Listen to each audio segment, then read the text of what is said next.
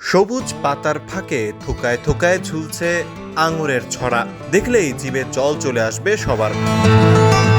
আঙুরের এই মনোরম দৃশ্য নজর কেড়েছে আশেপাশের মানুষের। আঙুরের এই ক্ষেত দেখলে মনে হতে পারে দেশের বাইরের কোনো দৃশ্য, তবে জেনে অবাক হবেন এই দৃশ্য বাংলাদেশেরই কোনো একটি জেলার। দেশের সীমান্তবর্তী জেলা শেরপুরের শ্রীবর্দী উপজেলার পাহাড়ি এলাকা মেঘাদল গ্রামের বাসিন্দা জালাল মিয়া এবার পরীক্ষামূলকভাবে এই আঙুরের চাষ করেছেন।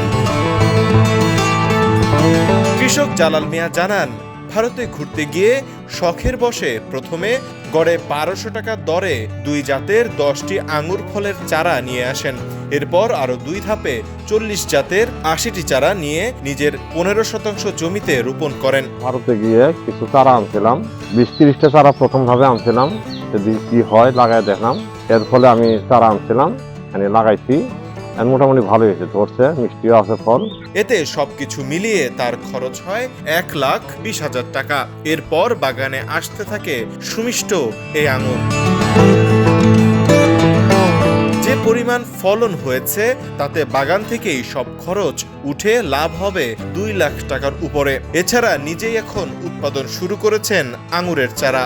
আমি ৩০-৪০টা গাছ লাগাইছি, আমার খরচ হয়েছে মাত্র ১,১০,০০০ টাকা। এর ভিতরেই প্রায় ১.৫-২ লাখ টাকা বিক্রি করা সম্ভব। জালাল মিয়ার আঙুরের বাগান দেখে অনেক কৃষকই আগ্রহী হচ্ছেন। কেউ বা আবার তার কাছ থেকে চারা সংগ্রহ করে ইতোমধ্যেই চাষ শুরু করেছেন। বুনছেন স্বপ্ন, আঙুর ফল ছড়িয়ে পড়লে দেশের আমদানি নির্ভরতা অনেকটাই কমে আসবে বলে মনে করছেন স্থানীয় যুবকেরা। এখন যদি কেউ চারা চায় বা নেয়, আমি দিতে পারবো, সমস্যা নাই, এর ভিতরে লাভ আছে। এই ধরনের চাষে কৃষকদের উৎসাহ ও সব ধরনের সহযোগিতা করবে বলে জানিয়েছেন শ্রীবর্দী ও ঝিনাইগাতী উপজেলার কৃষি অফিসার হুমায়ুন দিলদার। একজন কৃষক জালালউদ্দিন, উনি প্রথমবারের মতো আমাদের শ্রীবর্দী উপজেলায় আঙ্গুর চাষ সম্প্রসারণ শুরু করেছেন। অন্য কোনো কৃষি উদ্যোক্তা যদি আঙ্গুর চাষে আগ্রহী হন, তাহলে উপজেলা কৃষি অফিস থেকে প্রয়োজনীয় প্রশিক্ষণ এবং পরামর্শ প্রদান করা হবে। জানা যায় ২০২৩ সালের ফেব্রুয়ারিতে চারা লাগানোর ১০ মাস পর বাগানে আসে এই ফল।